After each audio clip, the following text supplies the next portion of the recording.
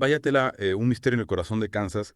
Vaya, sí parece que te has sumergido en la Wikipedia para desentrañar el caso de los asesinatos de la familia de Clutter. Un caso que, a pesar de su crudeza y del tiempo transcurrido, sigue despertando una fascinación enorme, ¿verdad? Sin duda un caso que no solo conmocionó a América, sino que marcó un antes y un después en la criminología. Y por supuesto, cómo olvidar su influencia en la literatura con La sangre fría de Truman Capote. ¿Qué tendrá esta historia ocurrida en la apacible Kansas rural de 1959, que nos sigue atrayendo como la luz a una polilla? Empecemos por el principio. ¿Quiénes eran los Clutters? Por lo que has leído en la Wikipedia, parece que eran una familia modélica, Harv y Bonnie, los padres y sus hijos adolescentes. Nancy Kenyon, gente normal trabajadora integrada en su comunidad, nada hacía presagiar la brutalidad que les esperaba. Exacto. Y ese contraste, esa ruptura tan abrupta con la normalidad de sus vidas es precisamente lo que hace que este caso sea tan perturbador. Imagina una familia común en un pueblo tranquilo, de repente se ve envuelta en una pesadilla. La noche del 15 de noviembre de 1959, la oscuridad se cernió sobre la granja de los Clutter. Es difícil siquiera imaginar el terror que debió sentir esa familia. Los detalles que has estado leyendo, la meticulosidad de los asesinos, la frialdad con la que actuaron, es escalofriante. Totalmente. Y lo más inquietante es que según la Wikipedia, el móvil principal del crimen, el robo, apenas se reportó un botín de menos de $50. Una cantidad irrisoria que contrasta con la magnitud del crimen. ¿Qué buscaban realmente? Una pregunta que nos lleva a los autores de este terrible crimen, Richard Hickok y Perry Smith, dos exconvictos unidos por un destino fatal y la ambición de un crimen perfecto. O eso creían ellos. Y fíjate, su conexión con los Clutter surgió de la manera más absurda a través de un antiguo compañero de celda de Hickok que les habló de una supuesta caja fuerte repleta de dinero. Una caja fuerte que nunca existió.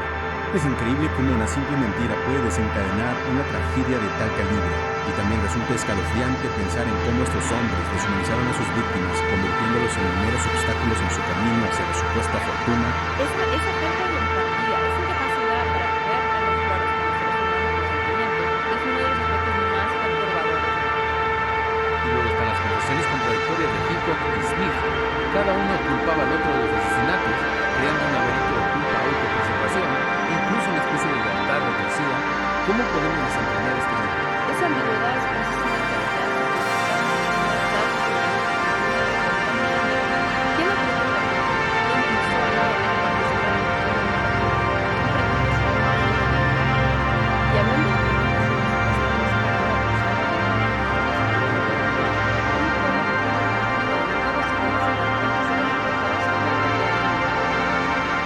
La verdad es que sí me cuesta imaginar la conmoción, el miedo que debió apoderarse de esa comunidad,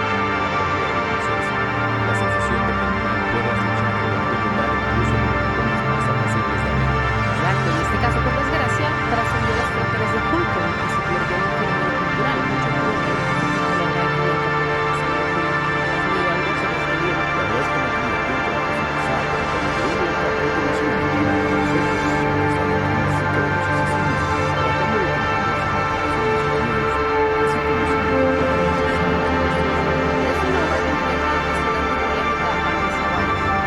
Capote logró algo extraordinario, ponerle rostro al mal sin justificarlo, nos confrontó con la dualidad del ser humano, con la capacidad para el bien y para el mal que todos llevamos dentro. Y una versión de los asesinos, para comprender la naturaleza de la motivación de los mismos. Es algo innato, son las circunstancias las que nos obligan. Son preguntas eternas sin una respuesta fácil. Los asesinatos de la familia Clutter nos obligan a cuestionar nuestra propia naturaleza, nuestra vulnerabilidad ante lo imprevisto nos recuerdan que el destino es algo dichoso y que en un instante todo puede cambiar.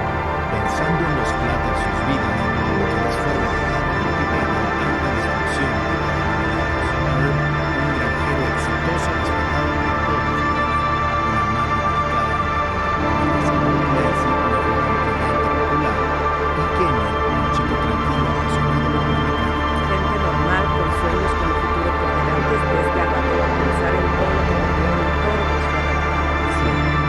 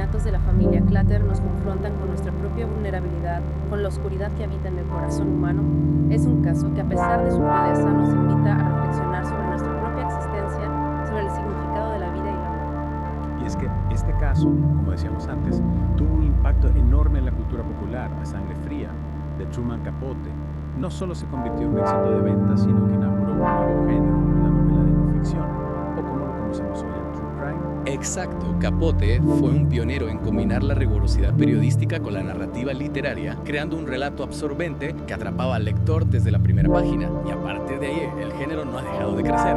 Es interesante cómo A Sangre Fría se convirtió en un modelo para otros escritores que buscaban dar voz a las víctimas, reconstruir los hechos y al mismo tiempo explorar las motivaciones de los criminales. Es como si quisieran encontrar un sentido al horror, una explicación a lo inexplicable. Y por supuesto, el true crime plantea un debate ético muy interesante. ¿Es lícito lucrarse con el dolor ajeno? ¿Se puede narrar un crimen sin caer en el sensacionalismo o la explotación? Son preguntas complejas que cada uno debe responderse a sí mismo. Al final, y a pesar de todo lo que sabemos, los asesinatos de la familia Clutter siguen planteando interrogantes. ¿Qué pasó realmente en la mente de Hickok y Smith aquella noche? ¿Cómo pudieron cometer un acto tan brutal contra una familia inocente? Esa es la gran incógnita, la que nos obliga a seguir indagando, a buscar respuestas en los testimonios, en las pruebas, en las propias palabras de los asesinos, pero a veces ni siquiera ellos mismos conocen las respuestas. La Wikipedia nos proporciona datos, fechas, nombres, pero no puede responder a la pregunta fundamental: ¿por qué? ¿Por qué la familia Clutter? ¿Por qué tanta sangre? Esa pregunta, me temo, no tiene una respuesta fácil, quizá nunca la tengamos, pero en esa búsqueda, en ese afán por comprender lo incomprensible, reside la esencia misma de este caso. Es como si al intentar desentrañar el misterio estuviéramos también explorando los límites de nuestra propia comprensión de nuestra propia humanidad. Los asesinatos de la familia Clutter son un recordatorio brutal de la fragilidad de la vida, de la existencia del mal en el mundo, pero también nos invitan a reflexionar sobre la complejidad de la naturaleza humana, sobre la dualidad que todos llevamos dentro. Y eso quizás es lo más inquietante de todo. Tiene razón, al final cada uno debe sacar su propia experiencia. En este caso, sin duda, nos deja una sensación de inquietud, de misterio. Y esa inquietud, esa necesidad de encontrar respuestas, es lo que nos impulsa a seguir explorando más en profundidad. En fin, un caso que nos deja con más preguntas que respuestas.